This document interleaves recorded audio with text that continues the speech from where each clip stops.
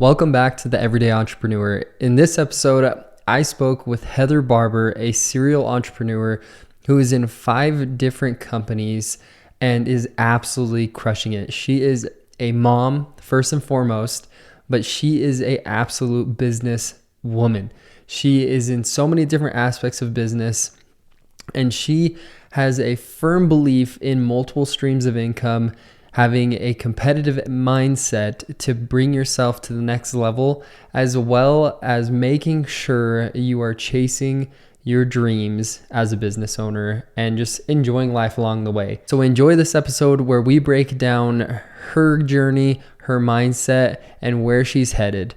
Thanks for coming back and joining us on another episode of the Everyday Entrepreneur.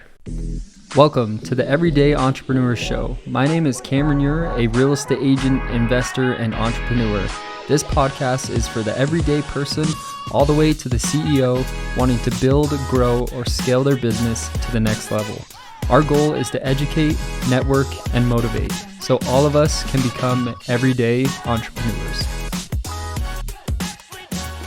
Welcome back to the Everyday Entrepreneur Show. I have Heather Barber here, who is a master of all trades. I feel like she is a stay-at-home mom, but lives a double life of being a serial entrepreneur in so many facets.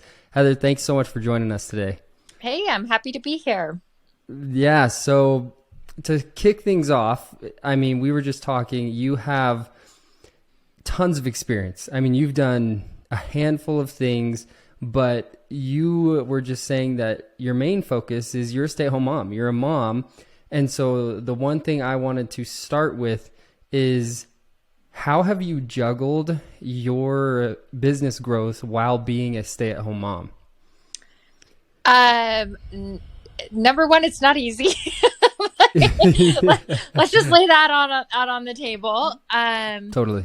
So I started my business, my main businesses when I was 21, wow. 22. And then I got married when I was 25, and you get married and have kids, and that's just how life goes, right? And that didn't happen for us. And so I was able to grow my businesses. And eventually I got pregnant when I was 30. And I always thought I would definitely go back. There's no doubt in my mind. I'm literally the queen of wraps. Like, my face is on the side of the building.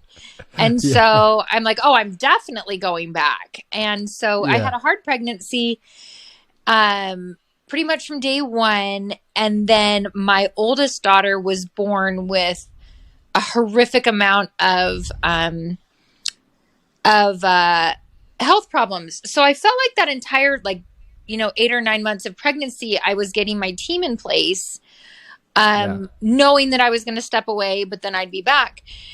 And it literally took my oldest daughter had a feeding tube for 4 years, and we were in and out of primary children's hospitals. Absolutely terrible. So by the time I actually got her normal and ready to go to kindergarten and stuff, it had been 5 years. And the checks kept coming in, and I had a team in place that I'm like, I'm going to mess this thing up if I go back. And so I just said, you know what? That machine is humming and that's going well. And so I opted to stay home, and I've been taking other opportunities as it goes. I consider myself more of a founder, and I prefer to play that role.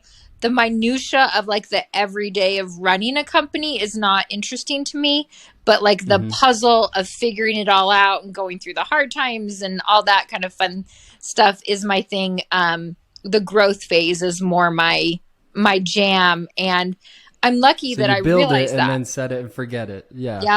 That's awesome. So let's rewind for a second real quick. Tell us, start to finish, what your original business was, because most people will probably recognize you as the queen of wraps, but tell us where you started and what you've done since then, because you've done a lot. And so start from the beginning. Okay, so the beginning is I was literally the only 8-year-old with a job. Like, I kid you not. Our family always had family businesses. If I asked my dad for $1, he'd say, "When are you going to pay me back?" Like, Wow. I grew up on the Willow Creek Country Club, and I thought our family was destitute. Like, we were child labor working at family businesses. We owned a cleaning company. We owned an art gallery. We owned a service business, like all these random businesses. My dad was also in medical sales. Like, that was his day job, but he had a business brokerage. So we had that on the side. And I honestly just thought, like, you know what? We're living hand to mouth here. Like, this is just what the deal is. Yeah. And so we always just had this entrepreneurial spirit within our family. Yeah. A series of events happened, and I ended up starting college when I was 15. And I graduated from the University of Utah when I was 18. And because I was an absolute genius and I knew everything in life, I thought, you know, why not go to business school? Like, here we go. Here's a good idea. No experience, no anything, like absolutely nothing. So I started my master's when I was 19. I mean, it was so ridiculous. So ridiculous. Like, I can't even explain to you how bad it was. But of course, you know, 19, 20-year-olds know everything. So I thought it was a really great idea.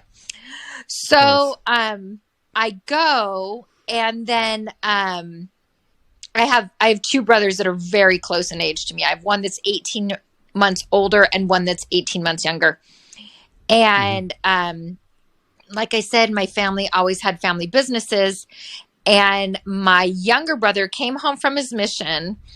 You're going to see a pattern in our family here. It's like ready, fire, aim is like how we live our lives. So my brother came home from his mission, got engaged, bought a house, going to school, no job.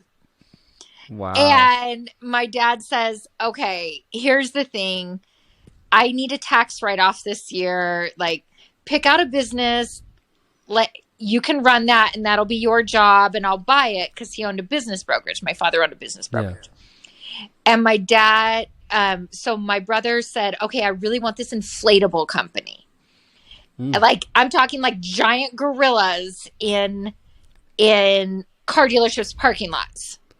Okay. And my dad's like, absolutely not. There's no possible way I'm buying this. And my brother's like, please, Dad, please. I really, really want it. And I know I can do a really good job with it. And my dad's like, you know, whatever. I'll just buy it. It's cheap. And then when it fails, I'll have a really good I'll just throw everything in the business and I'll have a really good write-off. So this is a tax planning strategy, was his idea. Okay. So my brother, they bought the company, and it was my brother and a guy that didn't speak English. And he took it from 100,000 to 1 million in the first year. Oh my God. And so, you know, he's 21, 22 doing this. This is my younger brother. And people started saying, like, hey, can you print a banner for this gorilla to hold, you know, that says 0% financing or whatever. Yeah. And of course, my brother was too young and dumb and stupid to say no. So of course he says yes. And my older brother is a real technophile. Like, he's way into computers and the operations of things. Like, he reads these manuals. He knows more about anything than the person that made it. And so Matt said, hey, Nate, do you want to, you know, start this business, and let's do some printing for these inflatables. So my older brother, Nate, came in. And then about a year later, someone asked Matt if they could wrap cars. And of course, Matt said yes. Like, without even knowing that, like, our printers can't do that. We don't have the technology. We don't have the know-how. Of course, he just said yes. And so we had a company. We had an idea, but we had no experience, no money, literally nothing. We had nothing. We just saw a hole in the market. And so I was too young and dumb and stupid. And I said, okay, I'm in. Like, let's do this. Let's totally do this. Yeah. And so it was my older brother, my younger brother, and then me. And no bank would touch us. No Yeah. one would give us money, nothing. So we went to my dad, and this was back in the day when interest rates were like an all-time record low. I'm talking like 2%, 1%, whatever. Wow. This was in 2006. And my dad said, yes, but I'm charging you 8% interest. And we said, where do we sign? Like, Yeah, we you're like, just, let's roll. okay, sure. Because we had no other way of getting the money. Like, Yeah. no, we had applied everywhere. No one would do it. We had no experience. We didn't even have a product really. Like we just had a Yeah. sales order that said I wanted, it was from Larry Schmiller Chevrolet and they wanted a van wrap. Like that's all we had. There you go. And Yep. yeah, we made it happen and we were just so young and oh my gosh, looking back now, I'm like, what the hell were we thinking? I mean, who in their right mind does this? But Yeah. we made it happen. And so now we have 5 companies and so my oldest brother still works at our parent company. He's our COO. And my Okay. youngest brother, he's significantly younger than all of us. He's 8 years younger. He works there and he's our CFO. And then the brother who convinced my dad to originally buy the inflatable business, he actually owns 5 other companies, including a Chick-fil-A. So Oh, he owns wow. 9 total. Yeah. Jeez. Holy cow. He has a lot going on. He does, and it's so fun. Like he just recently bought a. He's starting to franchise a like a dog hair cutting place, like a Oh, grooming cool. dog Yeah. grooming place. Yeah. And so he bought his first one. It's down on 94th and Highland, and he's opening up a second location. And after 5, he's franchising it. Like it's just he's nuts. He's totally Wow. nuts. He's just gone into different businesses. It Yeah. seems like you guys teamwork it together where you're just like, we're just going to take down these businesses because we see a hole in the market and figure it out as we go. Because Yeah. that's kind of what you have to do is you're just like, we don't have the know-how or capability to currently do it, but we'll absolutely figure it out. And it seems like that's been a massive tip for your success. Yes. Is just taking on a project, even if you don't know how to do it, and just figuring it out. And I agree. I totally agree with that. The other, like, conditions are never going to be perfect. If you are going Yeah. to wait for it to be perfect, it's going to be 15 years from now and everything, it's not going to exist. The opportunity is not going to exist anymore. Yeah. So that's a huge takeaway from that. Is just go for it. And what's the worst that can happen? I mean, Right. money's only money. Like it's not. Uh-huh. The other thing about business in general, and my brother that owns different businesses in different categories can tell you this, is I like to think about business in general as like a lock and a key. And you can put that key into that lock. So say it's your front door and you have a key in your hand. You can put that lock into that key, or excuse me, that key into that lock 100 times and it's going to work every single time. They're very Yeah. sound principles that you follow. And if you do those, it really does not matter what industry, what product, what anything. A business is a business. You know, like a foundation of a house is always going to exist before you put the roof on. And so if you follow sound principles, it doesn't matter what the product is. It doesn't matter what the price is. It doesn't matter what the placement is. You can replicate that success over and over and over and over. And the old cliche that the first million is the hardest is so true. Oh my gosh, that's so true. But let me tell you how fast and easy the next 10 million come. Like it's crazy. For sure. It just exponentially grows. So if you were to give me the crash course on what that key is, what would you say contribute to that key for the business aspect of life? Okay, so I am like the laziest person you've ever met. Literally, like I'm sitting, I'm going to, does this podcast have a video too? Or is It it does, just yeah. talking? Okay, so I'm going to flash you the room that I'm sitting in right now. Okay. This is my family room, and I have Yeah. toys everywhere. And I'm currently sitting here under a blanket. I am literally the laziest person you have ever met in your life. Yeah. And I like to work smarter, not harder. If there's For an sure. easier way to do something, I'm going to do it. And I think Totally. so many times people overthink a lot of this stuff. A question I get asked a lot is, do you really like printing, or are you really like in, because we have 5 companies and they're all associated with printing. My latest one is my consulting company, and that's having to do with business in general. But I'm like, no, I really like money. Yeah. I It don't. doesn't matter the company. It's just as long as it's profitable. It does not matter the vehicle. It does, and that's something that I learned from my dad too. Like, he's made money off of, like I said, art galleries, cleaning company, hire a husband, Intermountain Biorem. Like he doesn't care. He didn't care. It's just, if you see a hole, go for it. It doesn't matter if you don't have any experience. It's almost better if you don't have experience, because you can talk yourself out of a good idea really easily, really easily.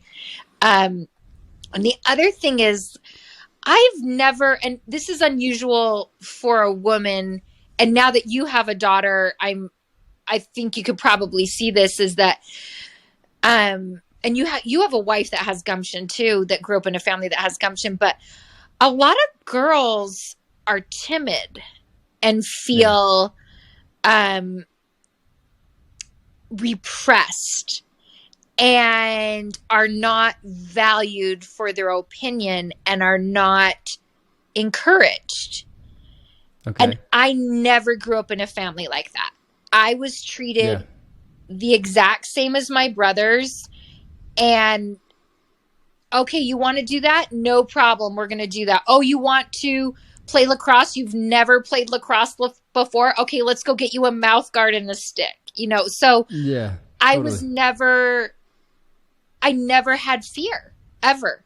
I never experienced being self-conscious or being like, what if I fail, or second guessing myself? Never. I was never raised that way. And that is totally different than 99% of my peers.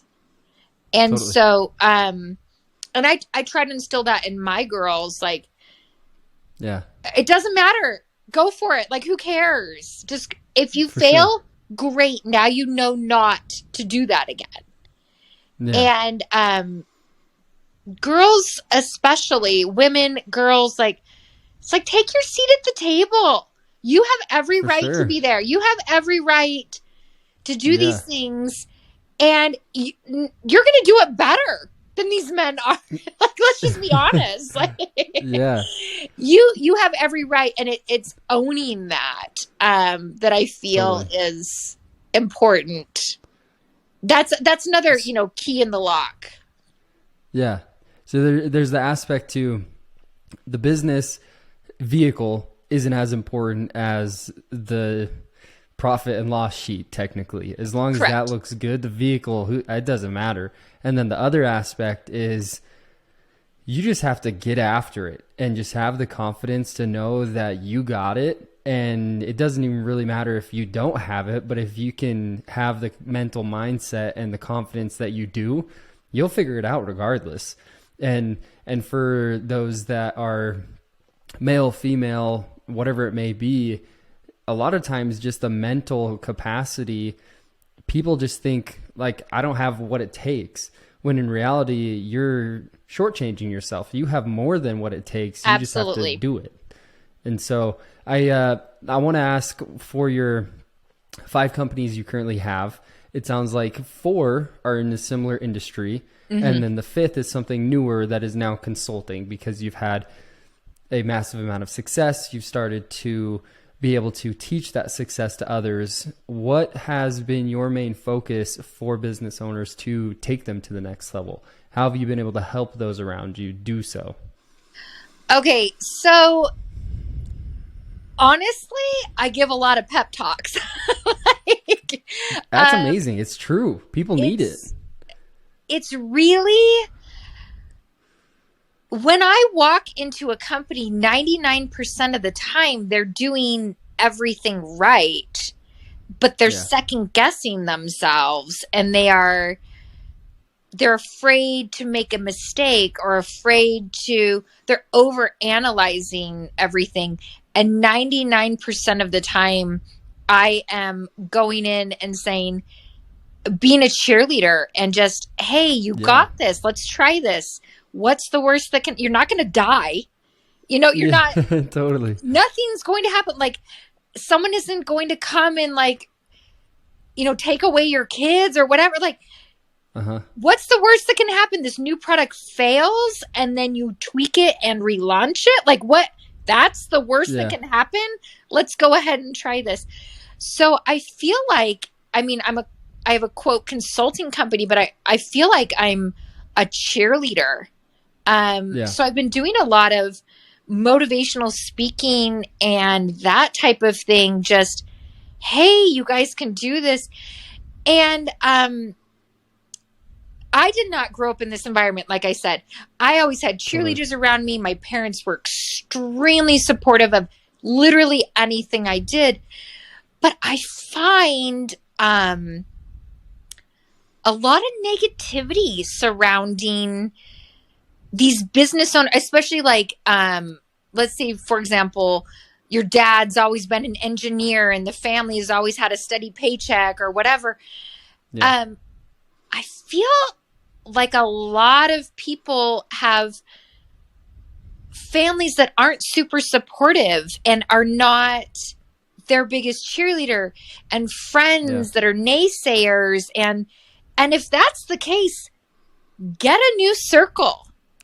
Right. Find yourself a new circle of people that are like-minded, that are going to speak well of you in a room that you're not in. And, find some better cheerleaders. Yeah, I think sometimes the world has gotten to a point where the closest people around you are the ones that need to be the one promoting your business, and not necessarily buying your product or whatever it may be. But if we could all just take those closest to us and promote what each other are doing to the ends of the earth, the entire world would change their mindset around being an entrepreneur. Much more people would be able to say, I have the confidence to do this because I know my circle is going to make it happen for me. I know that I have people that are going to push what I'm trying to do to their community, and it's going to grow. But for whatever reason, we live in this culture where people are uncomfortable sharing something or promoting something because they don't want to look a certain way or be thought of as somebody that is like I don't even know how to describe it. There's just this weird stigma around people holding back what others are doing, when in reality, sharing it would change the aspect of business, Well, what are your thoughts on that? You don't even have to hand out their business card or whatever. No, not at all. Very, very simple things, extremely simple. Like, I have a girlfriend who owns a Pilates studio. Oh my gosh, this is the most bougie sentence I'm ever going to say. But I go to Pilates every morning at her studio, and just making comments on her Instagram post about something, or encouraging, or someone says, hey, where do you work out? And I say, oh, Awaken, and something super organic. I'm not suggesting, or for example, I'm wearing an Awaken shirt when I go to a baseball game, or something else like that. I'm at my kid's baseball game and I'm wearing an Awaken shirt, and someone says, oh, what's Awaken? I said, oh, it's my friend's Pilates studio. It's just down the road. It's so much fun. That's it. Absolutely. That's all. Totally. And You you know, as the that's business owner, that's what means the most when somebody does something for you like that. Like for me as a real estate agent, when somebody just says, "Oh, I have an awesome friend that's a realtor. You should definitely look into him." That's not, "Hey, you have to use my friend. Here's his business no. card." It's just name dropping me. And that's what means the most to me, is just knowing that they have somebody in their circle that they think of when a certain business topic comes up. So for you, it's your friend. When exercise gets brought up, you're like, my girl has this awesome Pilates studio. That's Yeah. where I go. That's my gal. And for me and my friends, it's other things where it's like, if I think of a different business, I know of somebody that I'm going to promote, and it's just as simple as bringing their name up and telling somebody to look into it. And Absolutely. it's just that simple. And that's why I think we can change the dynamic of business owners and people wanting to become their own business owner by them knowing people are going to have your back and support you in what you're doing. And I loved your comment about, if you don't have that sphere around you, you got to switch some things up, because Get a if you new one. don't, you won't survive. No. No, Yeah, my husband and I talk about that constantly. Like, you are a product of the 5 people that you spend the most time with. totally. And if you just have someone in your ear that is just negative, negative, negative, negative, and it doesn't even have to be about your business. It can be about like life, or, just this negative energy constantly. That's 20% of your circle bringing you Yeah. down. And Yep. if that's what it is, I don't care if it's a family member, I don't care if it's, your best friend, your next door neighbor, distance yourself. That is not a healthy headspace for you. That is not a healthy emotional space for you. For It's not sure. going to work. Yeah.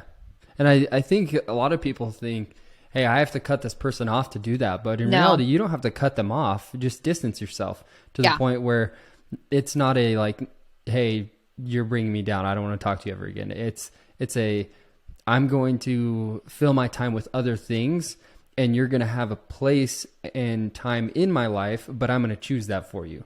So you Yeah. don't control any other aspects of my life, but I choose when I want to fill my time with you," for example. That way, you're taking control of your destiny and the people around you.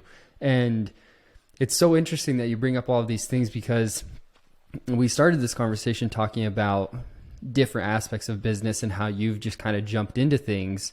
And now we've morphed the conversation into talking about how being a successful entrepreneur is so many levels deep, that it first starts with courage and an idea, but then 6 layers deep, we're now thinking about the mental capacity and grit it takes mentally to wake up every Absolutely. day and get through those naysayers to continue to push toward your dreams. And so what have you done when times have got hard, or you have had those naysayers, to get to the point where you're at today and achieve what you have?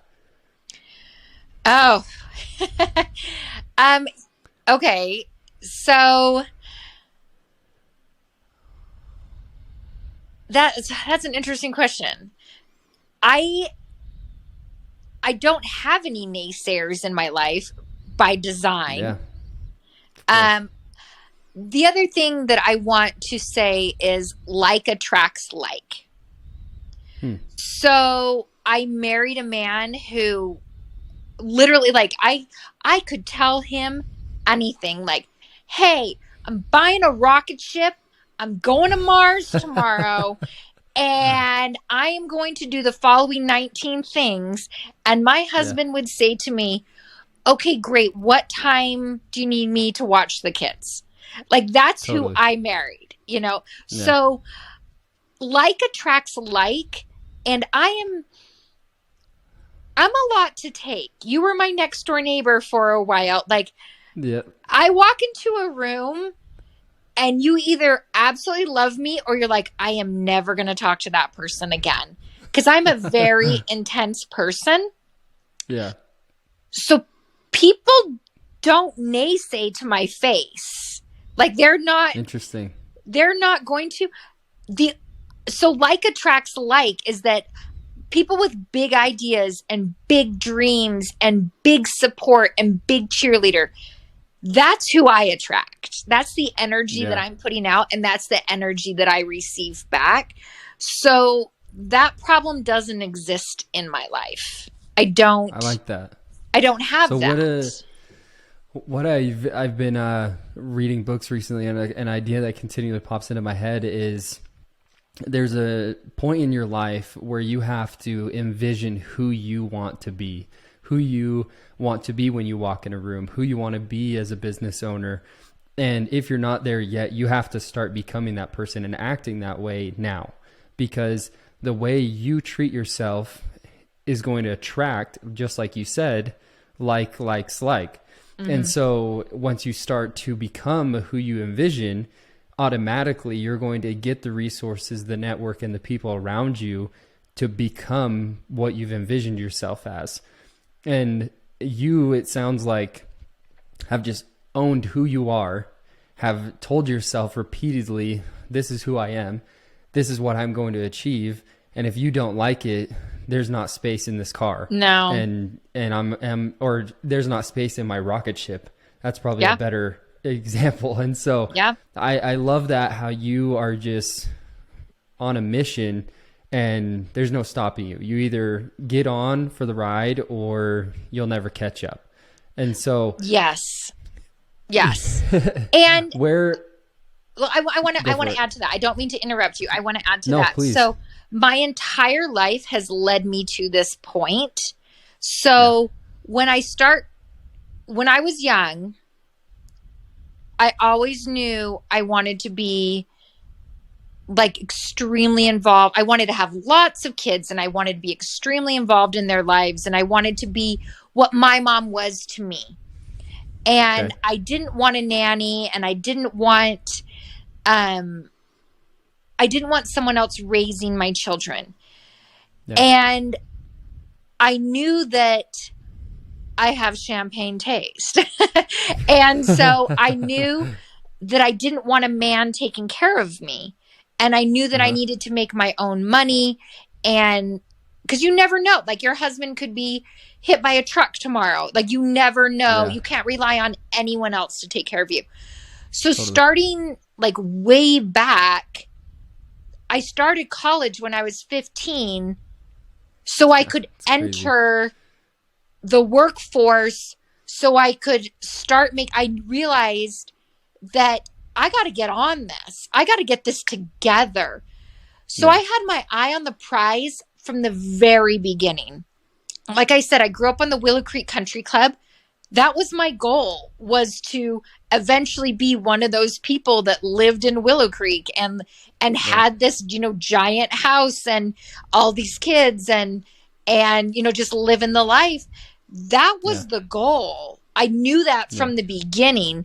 And so I worked backwards and said, okay, what do I need to do in order to get there? And so I always had that vision in mind, and there was no space. One of my friends, a dear friend that does my eyelashes, and like she's doing my eyelashes and I'm the person there at 2:00 on a Wednesday getting my eyelashes done. So that'll just tell you like in the spectrum of life is where we're at. Yeah. And I never had any doubts that I would end up like with a eye of the tiger husband. Never. Yeah. Because who would marry me? Only someone with the eye of the tiger. Everything about me, I'm not going to end up with some engineer. Like that's not even, that's not possible. That's not like the engineer would be like, okay, we're 5 minutes into our first date and I can't hold on for this ride.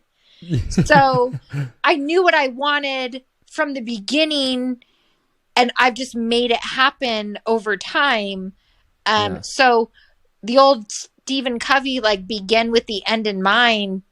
Sure. That's literally what you have to do. And you have to break it down into smaller steps and say, okay, if I am going to be the CEO of a company, I need to have an MBA. If I need to have an MBA. So there's a funny story to that. So I took over my first branch of Zions Bank when I was 19 years old. And True story. So insane. I can't believe Zions Bank let me do that, but it's true. But they would pay for my MBA. And so that's why I worked for Zions Bank. Gotcha. Like, I don't like banking. Yeah. You just were cheating the system to get to what your end goal was. Yes, and my personality was too big and too crazy and too forward thinking for stuffy Zions Bank.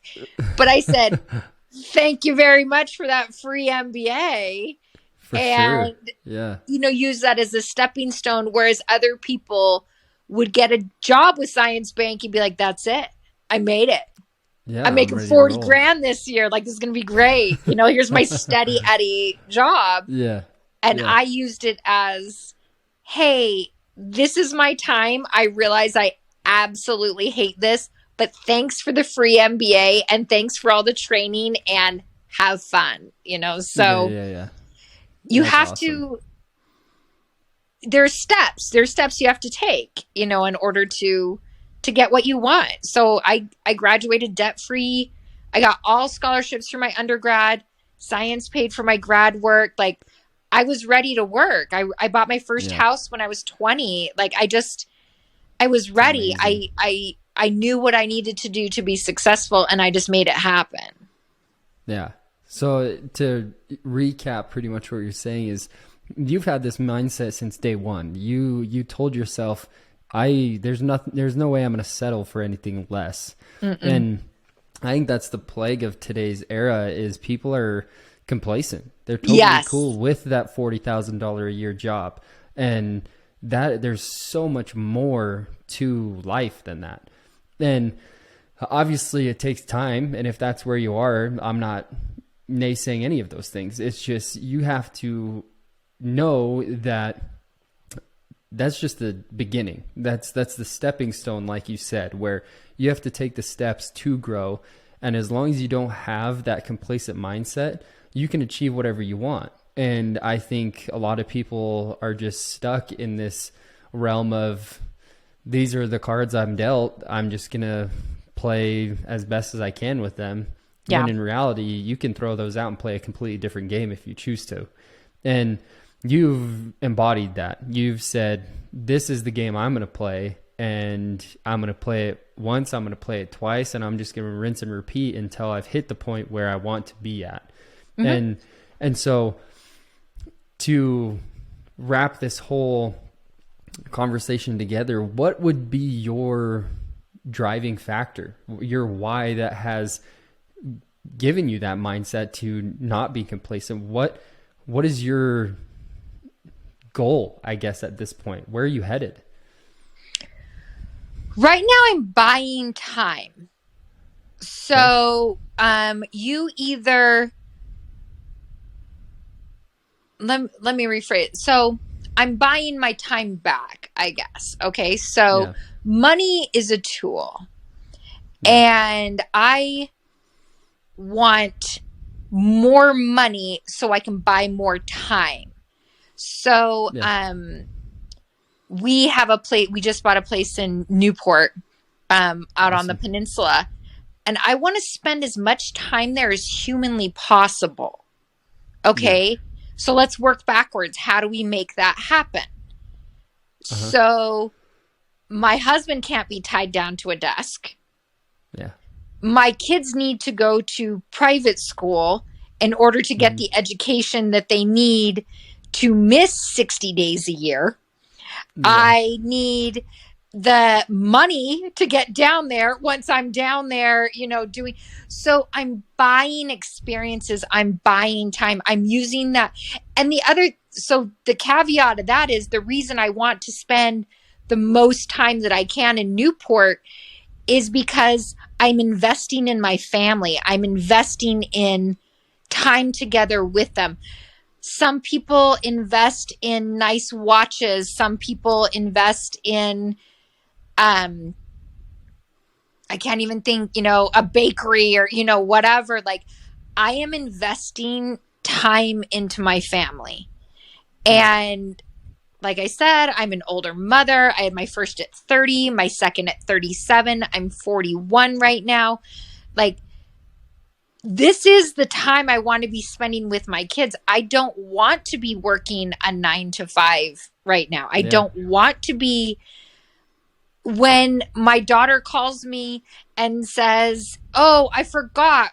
We totally happened yesterday. Kid you not." She says, "Oh, I forgot. I have an orchestra concert at the school in 20 minutes. Okay, well, I guess I'm going to an orchestra concert. I guess that's what I'm doing right now, because that's what's important. That is the most important thing I did yesterday, was going to an orchestra concert with 20 minutes notice. And my daughter felt supported, and she felt like, oh, yeah, my mom will come. You know, she's not For sure. tied up. I have a brother-in-law who's an orthopedic surgeon, and he's changing lives, and it's wonderful, and it's so great, and it's this, and it's that, and it's whatever. He's working like 120 hours a week. Yeah, like, it's insane. To me, that seems like hell. Like, I can't even imagine trading my time for money. Like, that doesn't even, it's not even on my radar. I don't even know how you could get up in the morning and say, okay, I'm going to go work for 1 hour and I get $200. Like, I better be making money while I'm asleep and making money while I'm at an orchestra concert for my daughter. So it's just a different way of, a different perspective, a different paradigm of how I'm looking at things. Yeah. Yeah. The paradigm shift of buying time versus trading time for money is a massive life hack. I feel like once you kind of realize that if you can if you can get assets to the point where your time is then unlimited, you've made it, because you have replaced the need to trade your time for that absolutely survival method. And so I mean, all the credit to those people that are in jobs that are saving lives and doing those amazing things. And it's incredible. I just personally couldn't do it. It's not me. I'm lazy. I'm too lazy. and that's, I mean, to each their own, you know, but I am of course grateful for those occupations.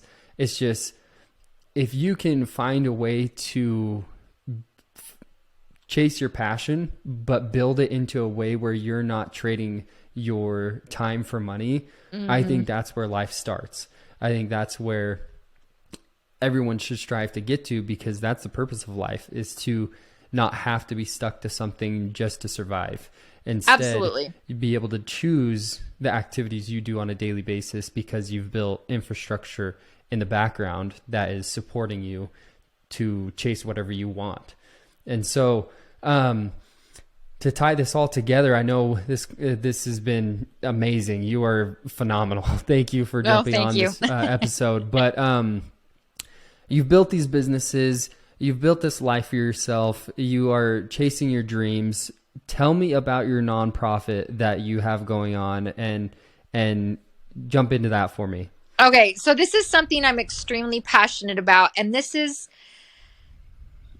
something that I'm extremely grateful that I have the capability and the time to do this right now. So I'm the chairman of the board of Future Scholars of Africa, and we assist African refugee and African immigrant students age 16 to about 25 make the transition from high school to college or careers, depending on what they want. But it's work I'm extremely, extremely passionate about. A lot of these, of course, the female aspect is big to me. A lot of these kids come to this country and their mothers have a second grade, a third grade education. Their mothers were, in fact, one family, the mother had 7 kids by the time she was 21. And oh my gosh. I could tell you this story. Like, we could have a whole podcast just about this one family. She's 9 total, but 7 by the time she was 21. And so they're given this amazing opportunity to come to the United States, and Utah in particular takes in more refugees than any other state because we have the infrastructure for them. So just to give you a visual, about 65,000 refugees are in Utah, which is about the size of Lavelle Edwards Stadium. And 99% of the time they're coming fatherless, no education. They're given, like, here's a plane ticket, good luck, and so helping these kids, number one, feel important and be that cheerleader and be that person. But then number two, holding them to a higher standard.